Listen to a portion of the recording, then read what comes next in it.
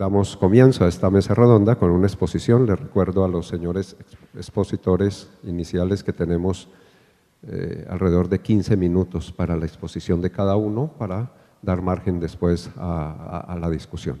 Bienvenido, Samuel, muchas gracias por acompañarnos. Bueno, muchas gracias, Jairo, amable.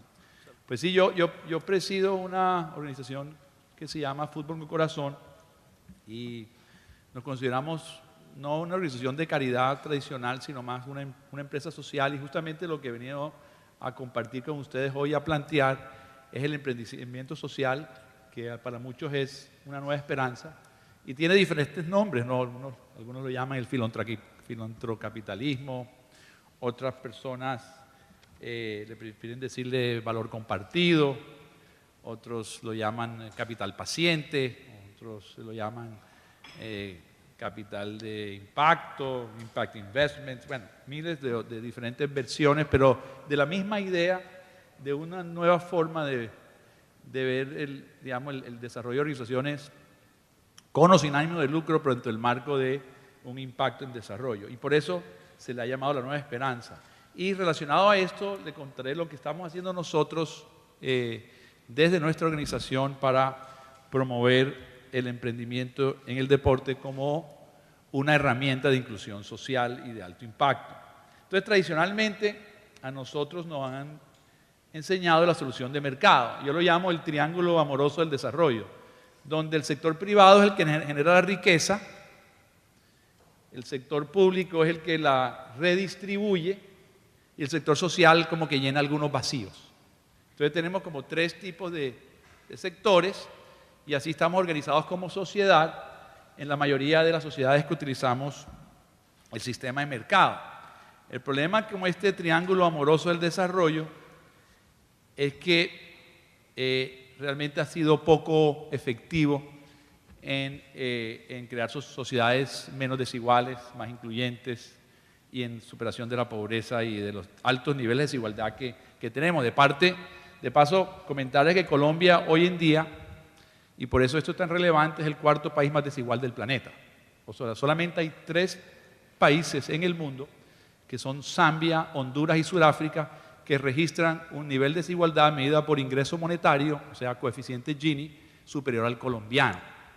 Entonces, para Colombia resulta muy, muy interesante esta mesa redonda y todos los temas alrededor de inclusión, entendiendo que dentro de todos los países del mundo que tienen un rango de ingreso per cápita o de PIB per cápita similar al de Colombia, Colombia es el que más pobreza registra de todos los países del mundo.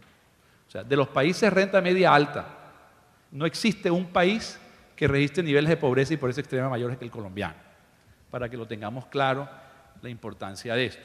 Entonces, lo que sí sabemos, que no sabemos cómo superar todas esas problemáticas de pobreza y exclusión, la verdad que nadie sabe. Muy bien, hay todo tipo de economistas del desarrollo y todas las diferentes versiones, pero sabemos algunas cosas. Lo primero que sabemos es que el gobierno no tiene los recursos para solucionar la deuda social que tenemos histórica. Es realmente imposible si miramos la finanza del Estado. Por ejemplo, si quisiéramos resolver, por ejemplo, el problema de agua potable en Colombia, requiere unos 18 billones de pesos. Solamente dotar de agua potable a la población colombiana.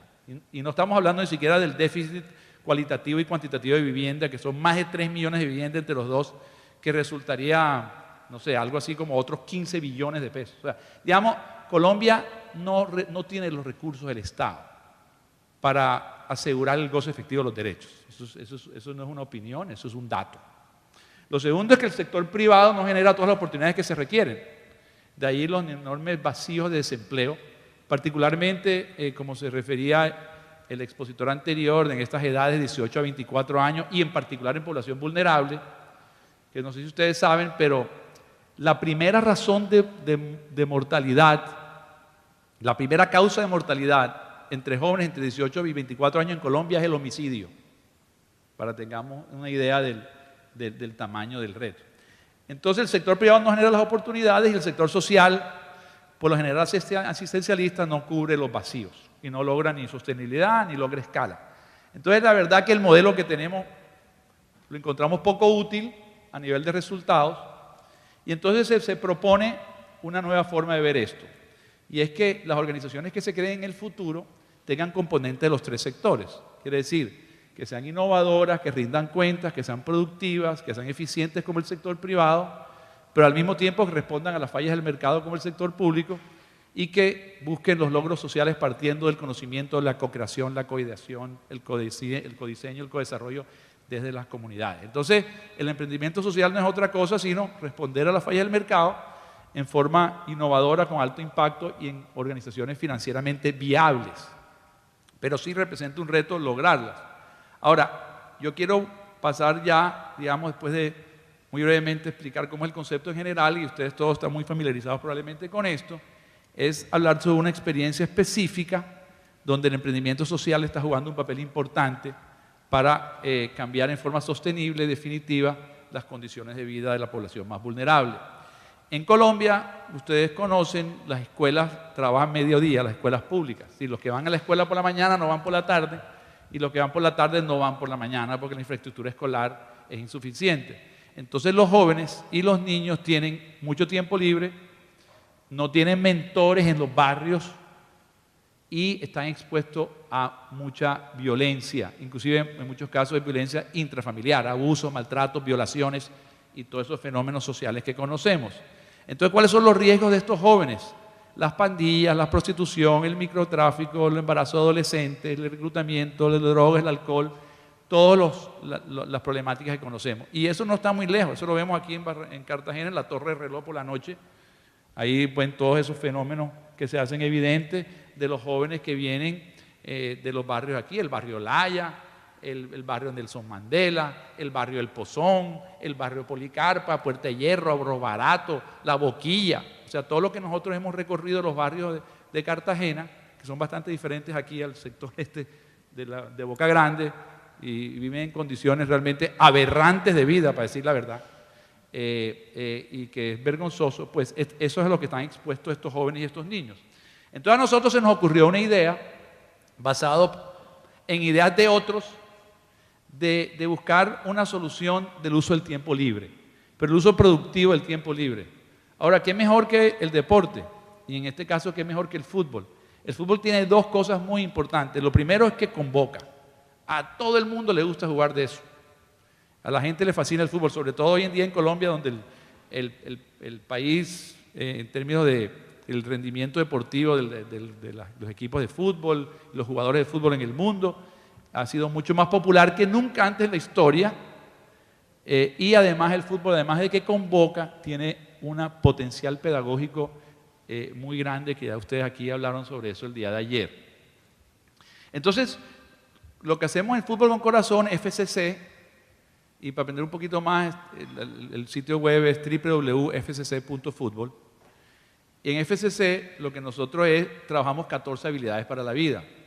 Habilidades emocionales, sociales y cognitivas. Entre ellas, confianza, tolerancia, resiliencia, trabajo en equipo, solidaridad, autoestima, resolución pacífica de conflictos. 14 habilidades que medimos en forma científica con los participantes, que hoy en día hacen parte de 27 comunidades diferentes, donde hay unos 4.200 participantes. Entonces, el problema que tenemos en FCC es cómo realmente nos convertimos en una empresa social de verdad. Entonces, bueno, ¿y qué es una empresa social de verdad? ¿Cómo se diferencia una empresa social de una institución de caridad? Y entonces, la respuesta está orientada a tres cosas. Una empresa social se diferencia de una institución de caridad porque tiene impacto comprobado en simultánea, impacto comprobado de forma científica, logra escala, es decir, gran escala, inmensa escala, logra multiplicar indefinidamente en forma consistente y logra sostenibilidad, o sea, sostenibilidad financiera me refiero. Entonces, si una empresa es alto impacto, es escalable indefinidamente, o sea, llegando a millones de personas, y es sostenible financieramente, podemos decir que está cerca de ser una empresa social, o es una empresa social. Encuentro pocas en el entorno nuestro que reúnen esas características, honestamente, pues hacia allá estamos dirigiendo esfuerzos. Entonces, ¿cuál es la respuesta nuestra, o sea, la respuesta de FCC a lograr escalabilidad, impacto y sostenibilidad? Y la respuesta, curiosamente, es inclusión, que casi siempre es el objetivo, pero en el caso nuestro es la estrategia. Y rápidamente les resumo. ¿Por qué inclusión? Porque nosotros queremos escalar y ser sostenible en nuestro modelo pedagógico, que es un currículum ordenado en esas 14 habilidades para la vida. Y la forma que hacemos escala es con esos talleres, con esas escuelas. Porque estos jóvenes que salen de FCC, porque allá van de 5 hasta 16 años, son 4 categorías que llamamos creadores, exploradores, constructores y promotores. Pues los promotores se gradúan a los 16 años. A los 16, 17 años terminan la escuela, porque todos están escolarizados para poder participar, y luego entran a estos talleres de formadores como emprendedores sociales. Entonces, cada año se gradúan, digamos, 200 o 300 jóvenes, egresan, porque este es un programa extraescolar, de jornada complementaria, egresan. Y de esos que egresan, hay 50 o 60 que son líderes comunitarios naturales, extraordinarios jóvenes, niñas y niños, porque los programas son mixtos, y a estos les hacemos un trabajo de convertirlos en emprendedores, un trabajo desde el punto de vista de emprendimiento, de negocios, finanzas, recursos humanos, ventas, los principios básicos de negocios, y también el modelo pedagógico que ellos ya recibieron, pero se entrenan de cómo, se les enseña de cómo entregarlo a los participantes, es decir, aprenden a desempeñar el modelo que es de corte constructivista, no es de transferir conocimiento, es un modelo constructivista donde el niño, el joven, es el protagonista del desarrollo. Entonces, la escala, ¿cómo se logra? Con cientos de niños que salen todos los años como emprendedores sociales. El impacto es asegurado porque a estos niños les cambió el programa la vida. Entonces ellos saben cómo fueron cuando entraron y cómo salieron y cómo hicieron una gran transformación en sus vidas de ciudadanos muy vulnerables con todos los riesgos a ciudadanía ya responsable y positiva. Entonces eso asegura el impacto y la sostenibilidad la garantizamos por medio de un sistema que se llama franquicia social. Entonces esto es importante para cerrar ya, que estos emprendedores sociales hacen su propio negocio, y este es un proyecto que está ahora en estudio y en pilotaje, siendo ellos unos franquiciados del modelo. Pasan por un entrenamiento de unos 3 meses. Como parte final del entrenamiento tienen que presentar un business plan, tienen que presentar un plan de negocios de su escuela de fútbol y valores y pasar por una serie de filtros, y si lo logran, abren su propia escuela sostenible, porque en la mayoría de los casos cobran, se estima que el cobro sería alrededor de $10 niño mes, y los niños pueden atender hasta unos 70 niños porque son grupos de 20, en fin, lograrían aproximadamente esta persona unos ingresos de $1,5 millones, que son 2 salarios mínimos en Colombia, con estas escuelas, y en otros casos son proyectos híbridos, donde parte son subsidiados con filantropía clásica o empresas o otras organizaciones, y parte por el mismo beneficiario, y en algunos sectores pues totalmente es, digamos, subsidiado. Entonces tenemos el subsidiador, el sostenible, el subsidiado, y tenemos unos modelos híbridos que permiten escalar el modelo. Entonces, para resumir, lo que proponemos aquí no es realmente cambiar las reglas del juego, sino jugar un juego diferente. Es que los mismos protagonistas, participantes, porque no llamamos beneficiarios, sino participantes, se conviertan en los multiplicadores del modelo, y así crear una transformación social sostenible, de alto impacto y a gran escala. Muchas gracias. Gracias, Samuel. Concreto y resumido. Dice Solmirano que viene desde Buenos Aires, es licenciada en Comunicación Social de la Universidad de Buenos Aires y actualmente es la directora ejecutiva de la Fundación Fútbol para el Desarrollo de Argentina. Ella tiene estudios de posgrado en gestión de políticas públicas y maestría en cooperación internacional. Desarrolló su trayectoria principalmente en el ámbito de organizaciones sociales, primero en seguridad ciudadana y derechos humanos y luego en juventud e inclusión social. Ha coordinado fondos provenientes de la Unión Europea, del Banco Interamericano de Desarrollo, de la Embajada de Canadá, así como donaciones de empresas y gobiernos locales y nacionales principalmente. Es también profesora y docente en la Universidad de Buenos Aires. Entonces, pues, abrimos su ponencia. Bienvenida, Muchas gracias. Lisa. Gracias. Bueno, primero que nada quería agradecer a los organizadores por esta invitación, en especial a Pedro, que fue muy paciente. Estábamos con una agenda muy difícil todos en las últimas semanas, pero estoy muy contenta de participar y de escuchar también otras experiencias y aprender de todos ustedes.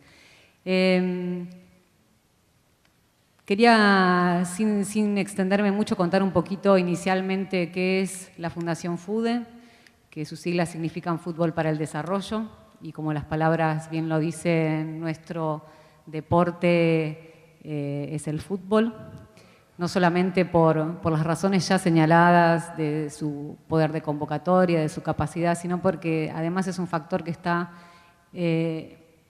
totalmente inserto en la cultura de nuestra sociedad, en especial en Argentina y en especial en los sectores populares. Por lo tanto, no solo constituye una actividad deportiva, de ocio, recreativa, sino que es fundamentalmente una manifestación cultural de nuestra sociedad. Y como desde nuestra misión siempre pensamos y proponemos, los cambios profundos se producen cuando se producen cambios culturales, ¿no? Que son la manera de ver, entender las cosmovisiones del mundo. Y creemos que en ese sentido el fútbol tiene este potencial también, ¿no? Este componente. Nosotros somos una organización relativamente joven, la creamos en el 2007, junto con otros colegas que venían de otras experiencias sociales desde el año 94, bastante exitosas en intervención comunitaria a través del deporte. Y cuando creamos esta fundación, nuestro propósito fundamental fue trabajar no tanto en la intervención comunitaria directa, sino empezar a trabajar con otras organizaciones sociales dedicadas al deporte. ¿Por qué? Porque por un lado habíamos nosotros tenido una experiencia que valía la pena en los años anteriores, en donde empezamos en un baldío, no sé si el término aquí es el mismo, en un basural, y luego de 10 años habíamos construido un polideportivo. Entonces, en función de esa experiencia, de esa trayectoria, pensamos que podía ser útil replicarla, escalarla, pensarla y proponerla con otras organizaciones deportivas que estaban como nosotros allá en el año 94. Para nosotros el deporte es la herramienta, aunque a Nelsa no le gusta el término, pero también es como el elemento central de nuestro trabajo. Nosotros somos una organización no deportiva, sino educativa, que se dedica a la educación a través del deporte. Algunas de las líneas de trabajo, como les comenté, fundamentalmente el fortalecimiento de la organización de base, en particular de las organizaciones deportivas en el área donde nosotros trabajamos en Argentina, que es en el Gran Buenos Aires, la zona periférica de la ciudad de Buenos Aires, que es muy bonita, pero cuando uno se aleja unos 40 kilómetros más o menos hay bastantes problemas. En esta zona de influencia donde nosotros trabajamos hay aproximadamente unos 80 clubes de barrio, en una localidad donde hay 160 barrios aproximadamente, para que vean el nivel de penetración y de incidencia que tienen estos espacios. Son espacios muy precarios, la mayoría de las veces, apenas reúnen 2 arcos y tienen instalaciones casi inexistentes. Sin embargo, son espacios que reúnen vecinos que están orientados a la autogestión y a garantizar la práctica del deporte y de la recreación para muchos chicos que de otra forma no tienen acceso a ningún tipo de práctica recreativa contra turno escolar, ¿no? O sea, no tienen nada que hacer con su tiempo libre. A partir de este enfoque en la organización social, en la organización de base con un foco en el deporte, realizamos también acciones de salud preventiva. Trabajamos fuertemente en todo lo que es la inclusión de las mujeres. Este es un tema muy relevante para las organizaciones dedicadas al deporte y en particular al fútbol.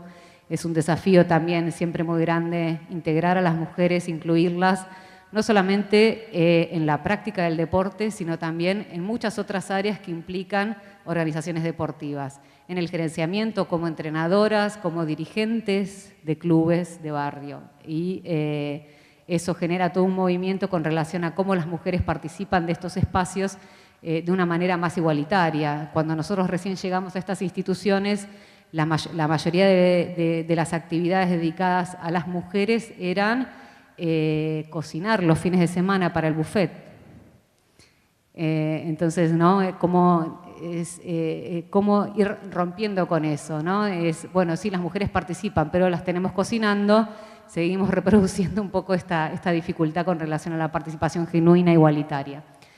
Y también como otra de las líneas de acción muy fuertes de esta organización que represento es la formación y la capacitación. Por un lado en liderazgo, venimos nosotros de una trayectoria de promoción de liderazgo juvenil. Intentamos que los jóvenes, en efecto, tomen puestos de responsabilidad mayor, cada vez mayor dentro de las organizaciones. Dentro de nuestro estatuto también integramos este tipo de condiciones para que los jóvenes, en efecto, puedan liderar y no solo sea una expresión de deseo. Y también la mejora del acceso al empleo y la autogestión. Con esto que les decía, trabajar con grupos que ya se reúnen, que tienen voluntad de organización, pero que les faltan elementos para que esa gestión sea más eficiente. Les quiero contar un poquito el marco en el que nosotros empezamos a desarrollar actividades de empleo. A diferencia de las escuelas taller que estuvimos escuchando hoy a la mañana, nosotros empezamos al revés. Empezamos siendo una organización que promovía la actividad deportiva y luego fueron apareciendo un montón de otros elementos que nos llevaron a la necesidad de tener que integrar la formación laboral como una demanda propia de la población con la que nosotros trabajamos, de los participantes de nuestros programas. Si bien Argentina, como muchos de ustedes saben, tuvo una reactivación económica muy importante en la última década, veníamos, sin embargo, de un proceso de alta fragmentación social con un 50% de la población en situación de pobreza en la crisis del 2001 y un 23% de población en situación desempleada, más otras medidas en aquel momento en Argentina que generaron también una fragmentación en las posibilidades de empleo, en especial en los sectores populares, con la Ley Federal de Educación, por ejemplo, que generó la pérdida de las escuelas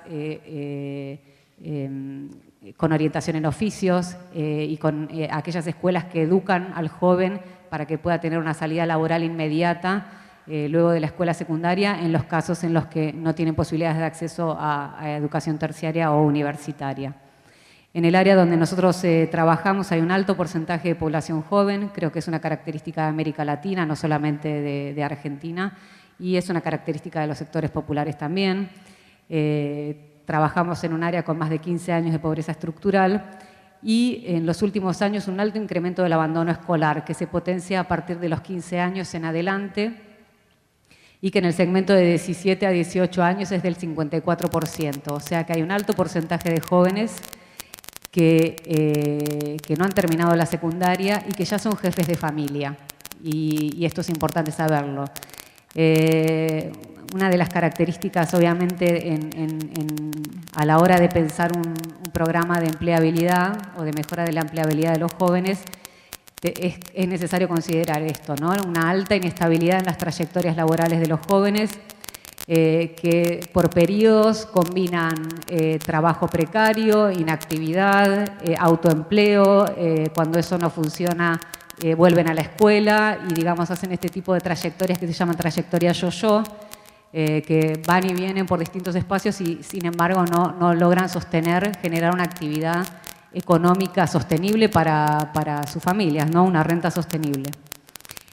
A esto también se le suma obviamente la escasa formación, la falta de formación, no solo por la no finalización, la poca terminalidad escolar, sino también por otros elementos culturales, ¿no? Que afectan a los sectores populares. Quería acá hablar un poco de dos enfoques que resultan importantes a la hora de pensar y que también incidieron en el diseño de las políticas públicas de empleo y de promoción del empleo juvenil desde la década del 90 en adelante. Quiero mencionar que en Argentina hay una política muy activa de promoción del empleo juvenil, que ahora les voy a contar un poco, y es con ellos justamente con quienes articulamos. Sin embargo, en la década del 90 en adelante hubo una tendencia a pensar al joven como el gestor de su propia trayectoria laboral. Es decir, pensar las dificultades de inserción laboral del joven como un problema, un déficit de formación. Entonces, la mayoría este es un diagnóstico simplificado, obviamente, porque el hecho contundente de que no es solamente un defecto de formación o un déficit de formación, fue la gran cantidad de programas enfocados en la formación de jóvenes en esa época, destinados a que generen una mayor autonomía, a que se empoderen y demás, y sin embargo los jóvenes no consiguieron empleo. Estos eran más volcados, digamos, a proyectos personales sin embargo el empleo en estos sectores juveniles no mejoró. De hecho, una estadística más reciente del año 2011, en el área donde nosotros trabajamos, indica que el 15% de los jóvenes menores de 29 años no tiene empleo, y este índice es mucho mayor en las mujeres, que es del 21%. O sea que el desempleo afecta mucho más a las mujeres también que a los hombres. Y después de todas estas iniciativas y estas políticas volcadas a mejorar la formación de los jóvenes, se dieron cuenta que pasaban muchas otras cosas más a la hora de buscar empleo, y que la posibilidad o la mejora de la empleabilidad del joven no tenía solamente que ver con la formación, con sus capacidades, con el aumento de sus habilidades, sino también con las actitudes y las aptitudes que tenían las personas hacia el trabajo en ciertos contextos, ¿no? Como decía también aquí Samuel, si el mercado no genera empleo, por más que uno dé formación, no hay, digamos, es una ecuación que no funciona. Y a partir de ahí se empezaron a diseñar políticas mucho más enfocadas en la creación de dispositivos que abarcaran todo este abanico de posibilidades de mejora de la empleabilidad. La formación, las aptitudes y actitudes hacia el empleo, la posibilidad de terminalidad escolar, etc. O sea, un proyecto más integral. ¿Qué tiene que ver el deporte, digamos, en todo esto? El deporte ha sido señalado y venimos escuchando a todos aquellos que trabajamos en temáticas de deporte e inclusión o deporte y desarrollo, la gran relevancia que está adoptando este enfoque en organismos internacionales. El ruido estaba molestando a todos. En organismos internacionales, en distintas estrategias de los países y de las organizaciones sociales. Y obviamente se ha señalado como un elemento no solamente positivo para el desarrollo de la personalidad, sino también para encarar ciertos procesos comunitarios, en especial procesos de paz, procesos de exclusión social, desigualdad, racismo, etc. Y el deporte es señalado como un buen elemento para el desarrollo de habilidades socioemocionales, que son uno de los factores importantes para la obtención o para la mejora de la empleabilidad de los jóvenes. Estas habilidades tienen que ver con relación a uno mismo, una mejora en la autoestima, la seguridad, perseverancia, hábitos saludables, con relación a los demás, ser más asertivos, tener una comunicación, poder comunicarse con el otro, el trabajo en equipo, la resolución de conflictos, y en actitudes y aptitudes hacia el trabajo, la motivación, el liderazgo, la organización del tiempo, responsabilidad, conciencia ciudadana. ¿Cómo empezamos nosotros a trabajar la temática del empleo? Básicamente teníamos una población juvenil muy grande participando en programas deportivos, entre ellos uno de los programas que llevamos adelante que se llama Liga FOS, Fútbol para la Oportunidad Social. Tenemos una red de 16 organizaciones deportivas con una participación aproximada de 10.000 personas, que son niños, jóvenes, mujeres y hombres, que juegan al fútbol, practican este deporte durante la semana, y los fines de semana se juegan aproximadamente 160 partidos en distintas instituciones barriales. Básicamente nuestra estrategia fue invitar a los jóvenes no a participar de un programa de empleo, sino a participar de un programa de deportes, recreación y uso del tiempo libre. Esta estrategia fundamentalmente tiene que ver con afiliar a los jóvenes en un espacio estable. Si pensamos en el diagnóstico, estas trayectorias desiguales que les decía, y lo que se menciona también en varios análisis y diagnósticos con relación a la desafiliación que sufren los jóvenes de toda una serie de espacios, ¿no? El espacio educativo, barrial, dentro de la familia también, esta situación de expulsión que viven de diferentes espacios. Nosotros lo que queríamos era inicialmente combatir esto, integrando, afiliando a los jóvenes a un espacio estable, de práctica deportiva puramente al inicio. Eso nos permitió a nosotros hacer un diagnóstico de la situación de los jóvenes, las necesidades, cómo abordar la cuestión de la participación de las mujeres de una manera un poco más... no solamente diciendo, bueno, tenemos a las chicas que juegan al fútbol también, ¿no? Bueno, ¿cómo hacemos para generar oportunidades reales para las mujeres?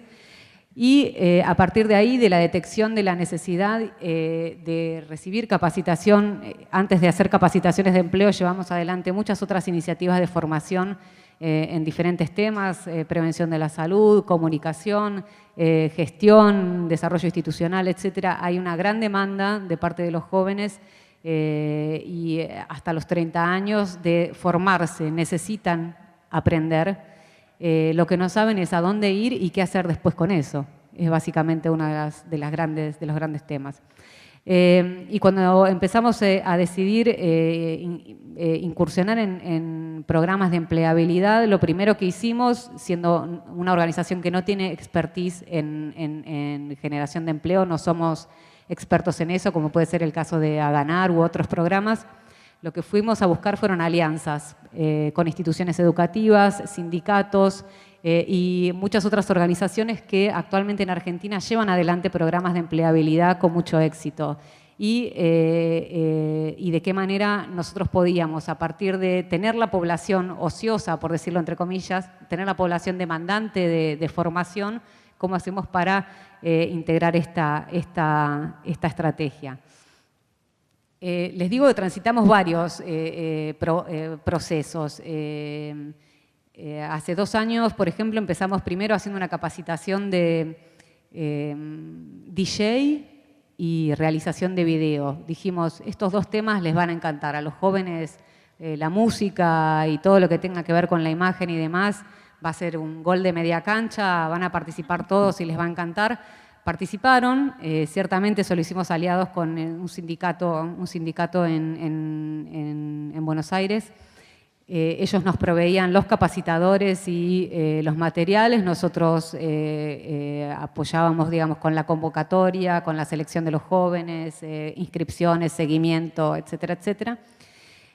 La verdad, los chicos participaron de los espacios, pero no hicieron nada después con eso. Y dijimos, bueno, ¿qué es lo que pasa con esto? Nosotros no pudimos generar estrategias de autoempleo, eran trabajos que además demandaban un cierto capital y que al joven le implicaba necesariamente salir a ofrecer un servicio, y ese es, digamos, el punto en donde nosotros hicimos agua ahí, ¿no? Ahí había una fractura entre saber hacer algo y cómo salir a vender ese servicio en un mercado que no se sabía exactamente qué podía pasar ahí. Y lo que empezamos a identificar fue que en el deporte amateur, con esto que les decía, una localidad que tiene 80 clubes, pequeños clubes de barrio, con todo lo que eso implica, entendemos que el deporte amateur moviliza económicamente una gran cantidad de actividades, productos, servicios, que se puede hacer algo con eso. Nosotros mismos,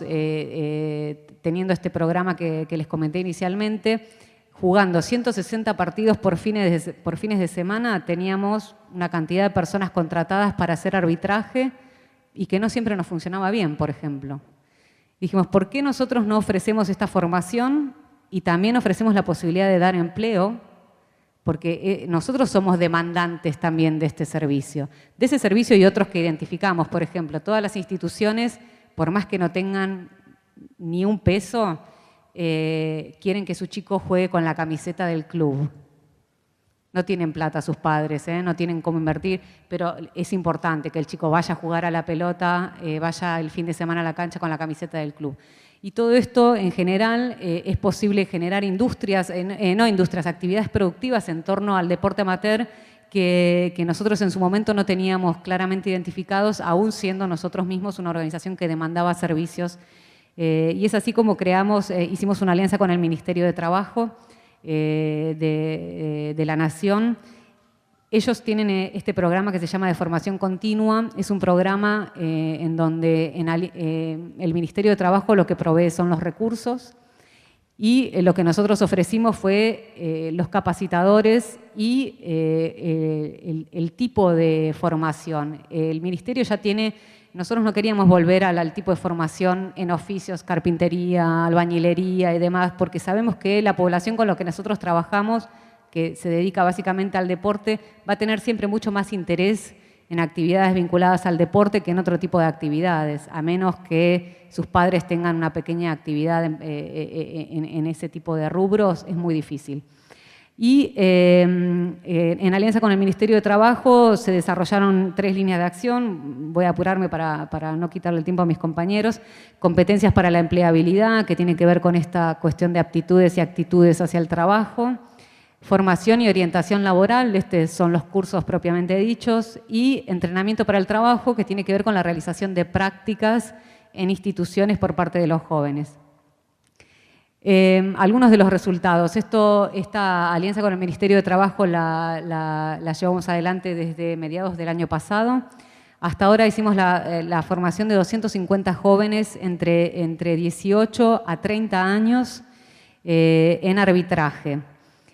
Una cosa importante en términos de deserción, que siempre sé que preguntan, 35% de los participantes no finalizó el curso. Acá hubo un punto importante de articulación, que siempre que se hacen trabajos de articulación con el Estado, hay cosas que funcionan bien y hay cosas que no funcionan. El programa junto con el Ministerio de Trabajo implica que los jóvenes que participan de esta capacitación reciben una contraprestación monetaria. O sea que el Estado les paga a ellos un dinero, no es muy grande, para que ellos participen de este curso y al mismo tiempo a nosotros nos facilitan o también nos pagan, entre comillas, nos subsidian para que nosotros podamos llevar adelante este curso. La articulación entre el Ministerio y estos jóvenes que tenían que ir y anotarse en un programa especial, con aún uno facilitando, hay burocracias y temas de descentralización con el Estado que finalmente dificultaron a muchos de estos chicos acceder a esta contraprestación monetaria y para muchos de ellos la participación en espacios de formación depende altamente de tener esta contraprestación, porque si no, no pueden pagar viáticos, no pueden llevar adelante esta actividad que a veces les implica no realizar otra actividad que les sería remunerativa. Una cosa interesante es la gran participación que tuvimos de mujeres, un 30% de los participantes fueron mujeres. Y además hicimos prácticas calificantes con 40 jóvenes en distintas instituciones deportivas como ayudantes de campos y asistentes. Una cosa importante es que nosotros, a partir de este programa que tenemos Ligafos, empleamos al 40% de los egresados de este curso como árbitros. Algunos elementos clave para nosotros de este proceso formativo fue vincular el proceso de formación para el empleo con la potencial demanda de servicios y productos desde el ámbito del deporte amateur en nuestro contexto local. Habrá otros contextos que serán distintos, en el nuestro hay mucho potencial. Los cursos son de corta duración, no hicimos una formación muy larga, la idea es hacer una formación inicial de 4 meses que les permita, es una formación teórico-práctica, que les permita a los jóvenes empezar a dirigir como jueces de línea. Y después de tener estas primeras prácticas, poder ellos empezar a realizar otras instancias de formación que les permiten mejorar este conocimiento. Lo que les mencioné, la alianza con el Ministerio de Trabajo, que implicó una contraprestación monetaria y certificación. La certificación es un elemento fundamental para los chicos a la hora de hacer una formación. Si no hay una certificación oficial, para ellos es también muy difícil después decir yo hice este curso, ¿cómo lo demuestro? Este curso está validado por alguien, la validación es de alguna institución educativa reconocida, no lo es. Con todo lo que, porque ellos justamente lo que necesitan, jóvenes que no tienen experiencia laboral, no han terminado la escuela y además tienen toda otra serie de dificultades de inserción, necesitan estos elementos, les da como un respaldo, una seguridad, ¿no? Así como a cualquiera de nosotros haber tenido nuestro título universitario o lo que sea. Y una cosa importante, los jóvenes participantes en el programa venían ya hace bastantes años jugando al fútbol dentro del marco de este programa. Me parece que este es un elemento interesante a la hora de pensar cómo afiliarlos a un espacio estable y primero, obviamente, pensar en la práctica del deporte, ¿no? Inicialmente. Y les traje una historia chiquita, me parece interesante. Ella es Romina, tiene 26 años. Les cuento brevemente porque hace 2 semanas justo hicimos una presentación, una actividad sola con mujeres y Romina tuvo la posibilidad de contar su experiencia. Ella trabaja como árbitro en uno de nuestros programas, tiene 3 hijos.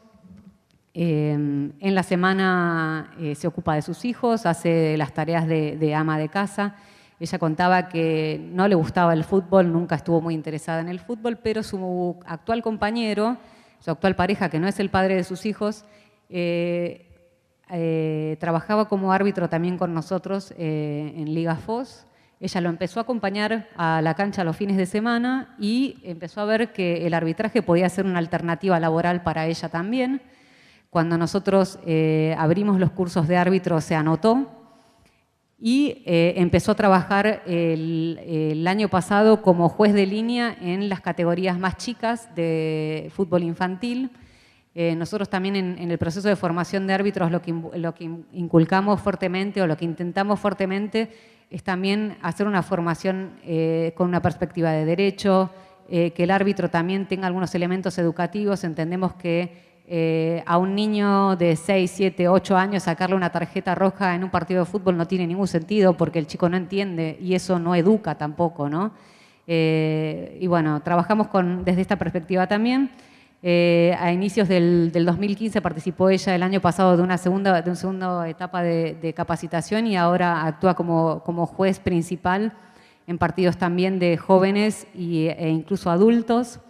Ella cuenta que durante la semana, bueno, lleva su vida normal. El viernes preparan la comida para dejar a los chicos en la casa de alguno de sus padres y se va junto con su compañero a arbitrar todo el fin de semana. Es uno de sus primeros trabajos y con un ingreso, y este año contaba Romina que empezó la secundaria, tiene voluntad de terminar la escuela, y uno de los principales motivos que me manifestó para terminar la escuela me dijo, yo le quiero dar el ejemplo a mi hija, dice, mi hija está empezando la secundaria, y ¿qué hago yo? Me dice si ella quiere dejar la escuela. ¿Qué le digo?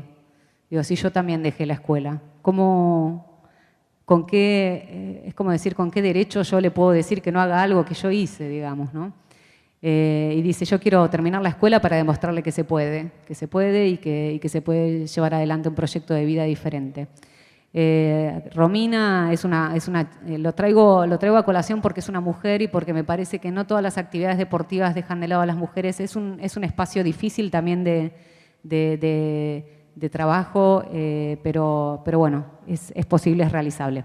Bueno, perdónenme, sé que me extendí un poco en el tiempo. Muchísimas gracias.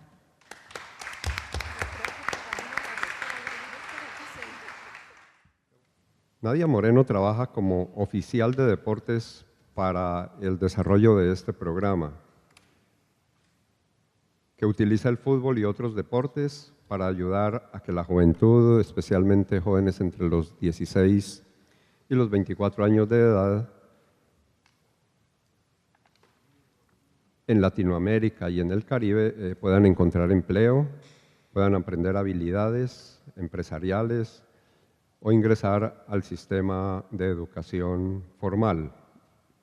Nadia es egresada de la Universidad de Emory en Atlanta, donde estudió ciencias políticas y sociología.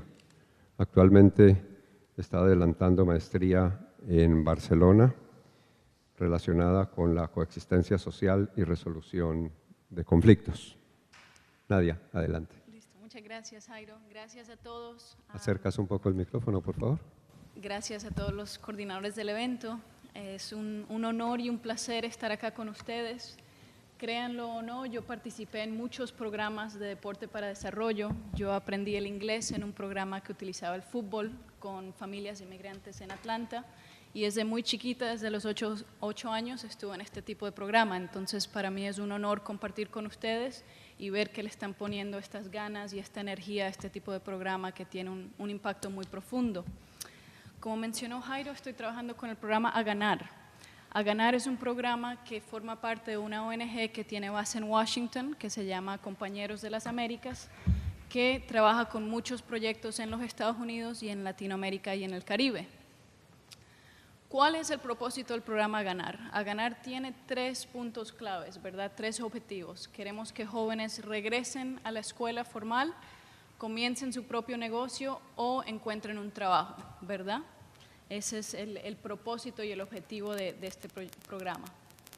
El programa inició en 3 países en el 2005, estamos cumpliendo nuestros 10 años y comenzamos en Brasil, Ecuador y Uruguay con una iniciativa lanzada junto con el Banco Interamericano de Desarrollo y Partners, y aún desde el 2005 hasta la fecha ha crecido y ha estado activo en 18 países. En el momento estamos implementando en 8 países claves y me gustaría resaltar tres islas en este momento que estamos trabajando directamente con los ministerios de Educación y Deporte.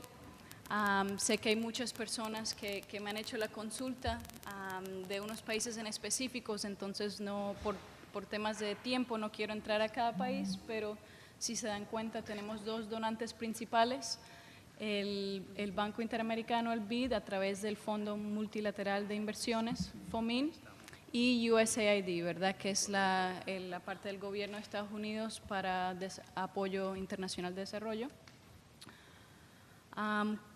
¿Cómo hacemos este proyecto? Creo que la siguiente es la clave, ¿verdad?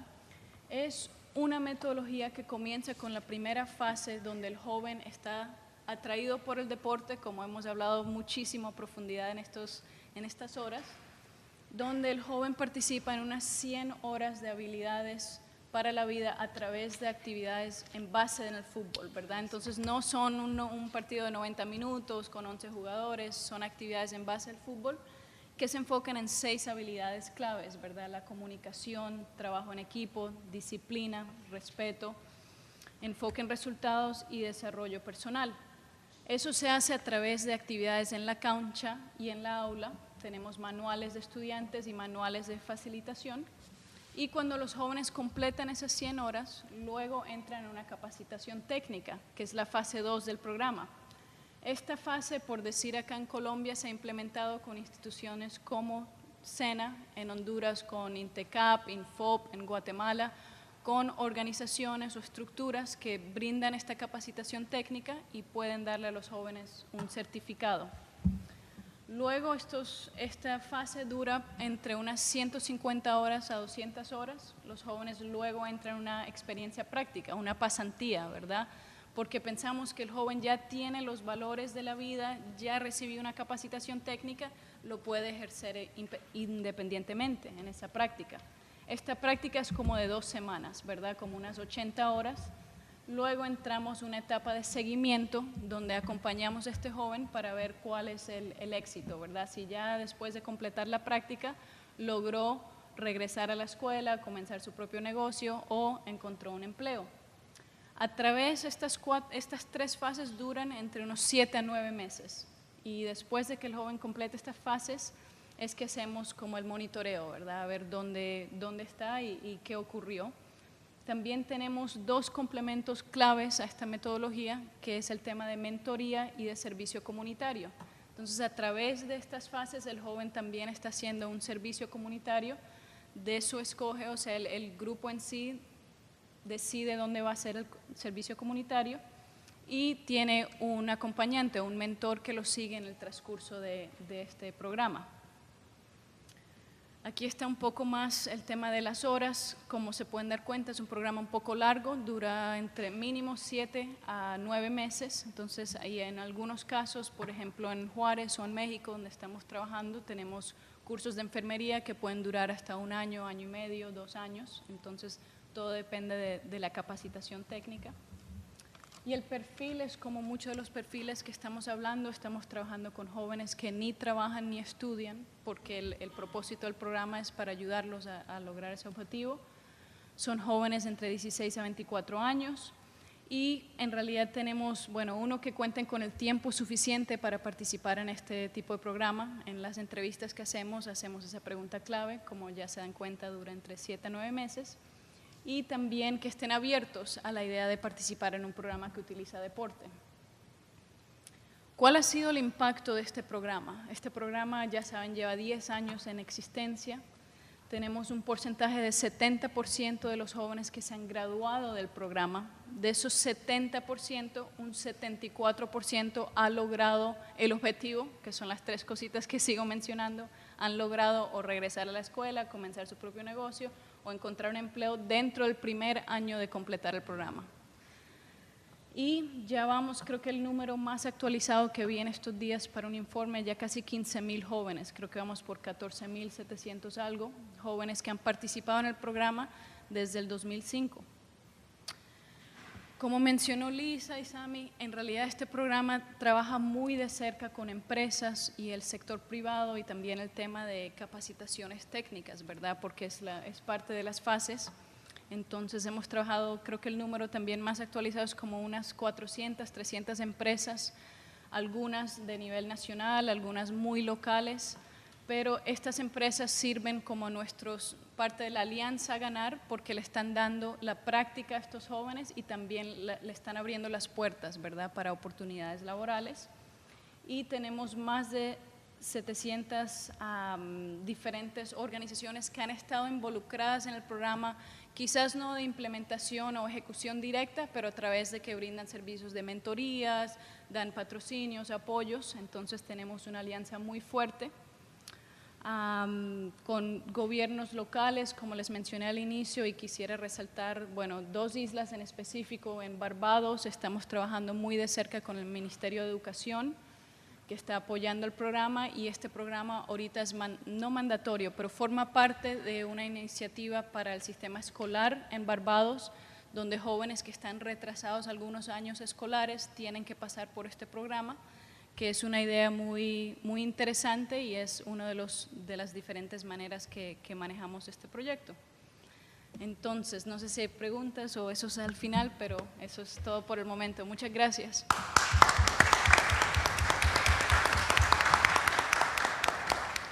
Gracias a ti, Nadia.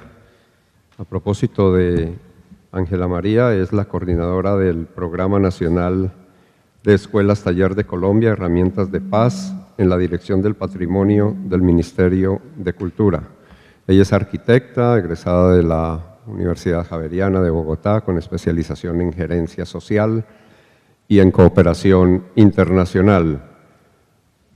Fue jefe de la sección de normas y diseños de la Oficina de Planeación Municipal de la Alcaldía de Popayán y encargada, lo más importante y trascendental de esa bella ciudad que tenemos en nuestro país, encargada del centro histórico de la ciudad. Fue coordinadora de obras, estudios y talleres de la Fundación Escuela Taller de Popayán y profesora de cátedra de Patrimonio de la Fundación Universitaria de Popayán. Es consultora de la Agencia de Cooperación Internacional para el Desarrollo en Jamaica y en la Universidad Internacional de Andalucía, donde adelantó alguna serie de módulos en el tema de cultura y relacionadas con su temática. Así es que, Ángela María, bienvenida, y pues estamos a disposición para que nos cuente cómo opera la escuela taller en nuestro país. Muchas gracias. Bueno, muchas gracias a todos, gracias a los organizadores del evento, a nuestros anfitriones. Dando continuidad a la exposición que abrió la mañana de hoy, voy a hablarles del Programa Nacional Escuelas Taller de Colombia, Herramientas de Paz, y lo he enfocado en el día de hoy como una estrategia de salvaguardia a través de la formación para el emprendimiento. Ya contó Miguel esta mañana dónde surgieron las escuelas, pero llegan a Colombia en el año 1992 en el marco de la celebración del 5º centenario del descubrimiento de América, y la primera escuela taller de Colombia fue localizada en la ciudad de Cartagena en 1992. Para esto fue muy importante contar con el apoyo del ese entonces Ministerio de Cultura, que era Colcultura, de las alcaldías y las gobernaciones locales y del SENA, el Instituto Nacional, el Servicio Nacional para el Aprendizaje. En el 2007, la cooperación española anuncia el retiro paulatino de los fondos que venía aportando a las escuelas taller. En ese momento existían, hasta el 2007 existían 3 escuelas, Cartagena, Popayán, Mompox y Bogotá, que se creó en el 2006, perdón. El SENA y el Ministerio de Cultura convirtieron lo que pudo ser una posible amenaza en una oportunidad y suscribieron un convenio para aunar esfuerzos y mantener el programa nacional vigente. Adicionalmente, se creó una alianza estratégica con socios importantes y que tenían relación directa con uno o algunos temas de los que trataba la escuela taller, entre ellos el Banco de Desarrollo para América Latina, que nos aporta recursos a través de su línea de sostenibilidad social, y la Organización Internacional para las Migraciones, que nos aporta recursos a través del Programa de Prevención del Reclutamiento de Niños, Niñas, Jóvenes y Adolescentes.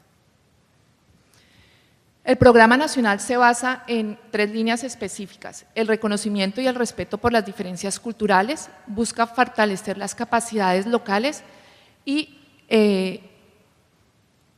sus líneas sobre las cuales se enfocan son la valoración, apropiación y salvaguardia del patrimonio cultural, enfoque diferencial y acciones sin daño, y emprendimiento a partir de la creación de industrias culturales. En el marco del Plan Nacional de Desarrollo 2014-2018, Paz, Equidad y Educación, el Programa Nacional articula la cultura, el emprendimiento y la formación para el trabajo y el desarrollo humano de población vulnerable en oficios inherentes al patrimonio cultural para generar competencias humanas que procuren el desarrollo local. ¿Cuál es la misión del programa? La salvaguardia del patrimonio cultural a través de la formación de jóvenes en oficios tradicionales. El programa diseñó 3 líneas de acción para poder cumplir con esa misión: la formación para el trabajo y el desarrollo humano, formación que es certificada por la entidad competente, el Servicio Nacional de Aprendizaje, SENA; el emprendimiento cultural vinculado a los talleres de formación de las escuelas taller, pero ese emprendimiento cultural se diseñó en 2 líneas, tanto para las escuelas, que debían aprender a ser entidades emprendedoras, como para los alumnos, y gestión para la competitividad, que básicamente se relaciona con todo el trabajo en red, no solo en red de las escuelas taller existentes en Colombia en este momento, sino con las escuelas taller en Iberoamérica. ¿Cuál es la pertinencia de este programa en el momento en el que está viviendo el país? Es la educación desde la cultura como factor fundamental de la identidad y pertenencia de la población hacia su patrimonio en el escenario del posconflicto. Las escuelas taller han demostrado durante los 22 años que llevan funcionando ser laboratorios de paz que facilitan la convivencia y el respeto por la diferencia, aprender a trabajar en grupo, la capacidad de mostrar el respeto por los demás, el liderazgo, la sana competencia, facilita que los estudiantes asuman conductas sociales que favorecen su desarrollo como miembro de una sociedad.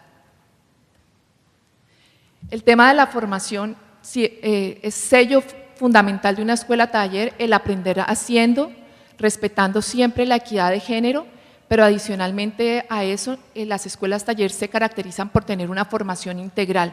La formación no es solamente en la técnica y el oficio, sino involucra un componente bastante alto de competencias humanas. Adicionalmente a esto, este año se implementará en las escuelas taller el tema de la Cátedra de Cultura para la Paz. La formación inició en Colombia en centros históricos. Las escuelas taller no era casualidad que estuvieran ubicadas en Cartagena, Popayán y Mompox, centros históricos declarados bienes de interés cultural del país. Por eso sus oficios inicialmente se enfocaron básicamente a temas que tuvieran que ver con la rehabilitación de esos centros históricos o de inmuebles en particular. Específicamente el caso de Popayán, el terremoto de Popayán afectó casi el 80% de su centro histórico y en el 1995, cuando da inicio la Escuela Taller de Popayán, el 60% del centro histórico estaba reconstruido y hacía falta un 40%. O sea, era totalmente pertinente la creación de una escuela taller en este centro histórico. Habían talleres de construcción, carpintería, cantería, forja y fundición, pintura, entre otros. Cabe resaltar que siempre ha sido objetivo de las escuelas taller recuperar las técnicas tradicionales, tanto de construcción como de carpintería y demás.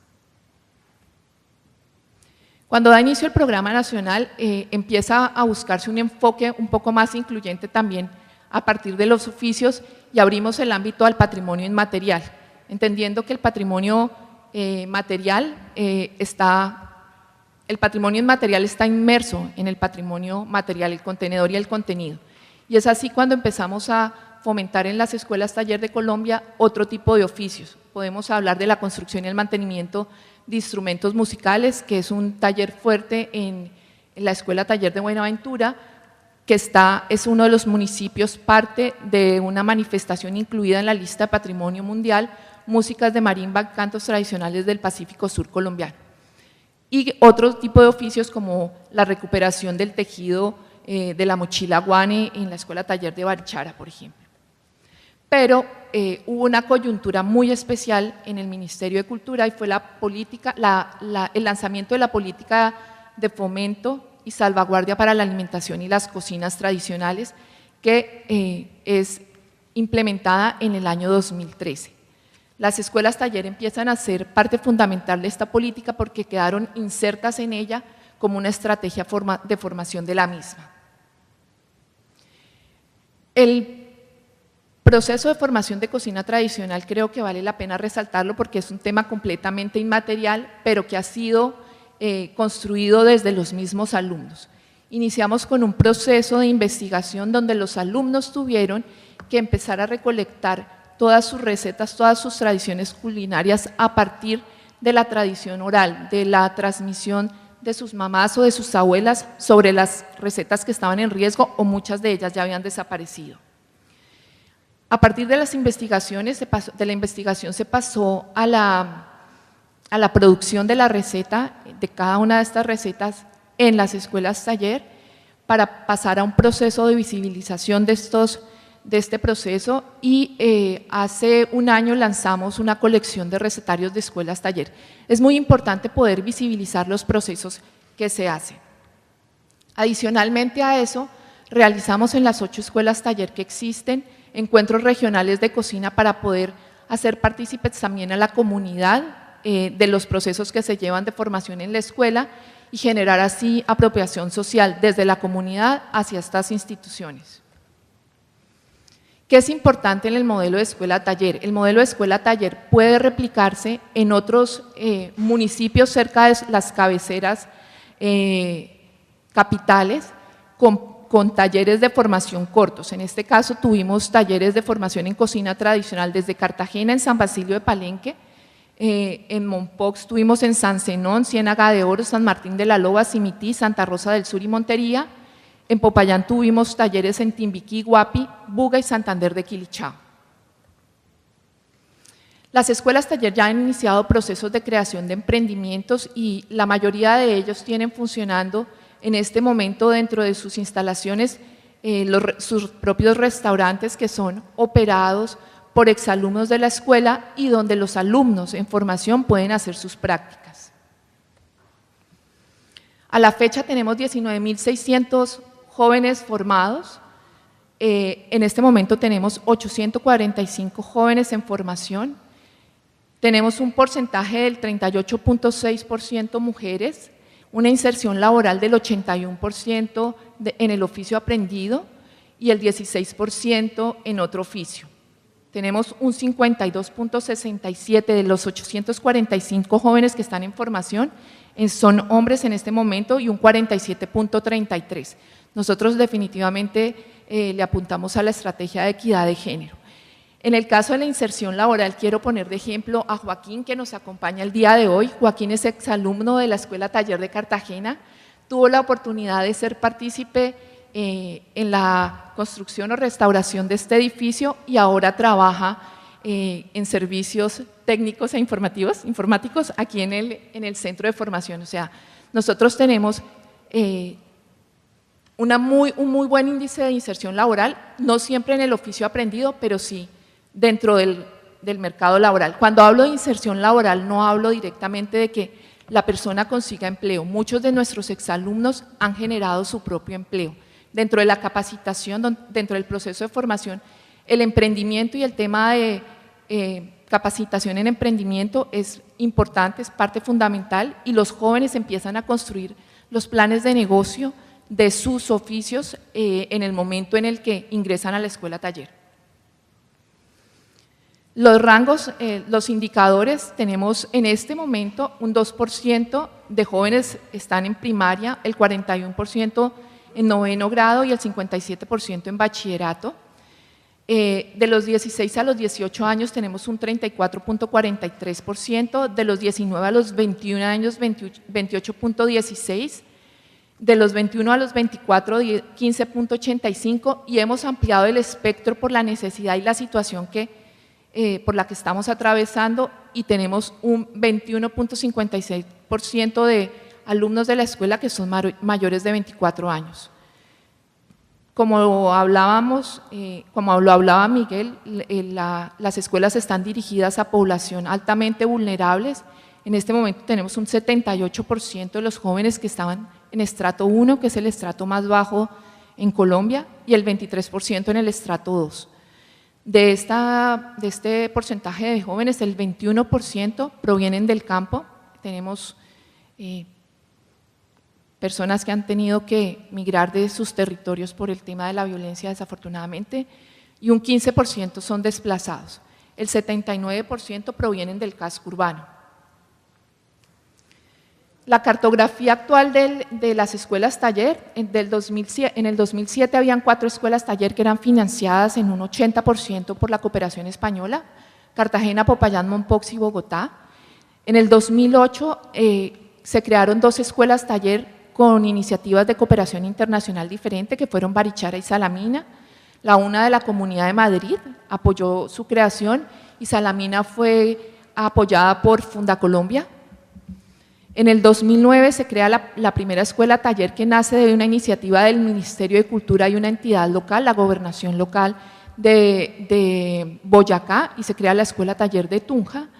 Y del modelo del programa nacional, en el 2012 se crea la escuela taller de Buenaventura, y tenemos proyectado dentro de las metas del Plan Nacional de Desarrollo 2014-2018, y en el marco del Plan Paz Pacífico Somos Todos y el Plan Nacional San Andrés, Providencia y Santa Catalina, se generarán la escuela taller de Quibdó, Tumaco y San Andrés y Providencia. Antes de finalizar mi presentación y como reflexión a la visita previa a la escuela taller, quiero que tengan en mente que las escuelas son caras, son manos, son jóvenes con ilusiones, pero sobre todo son proyectos de vida. Gracias.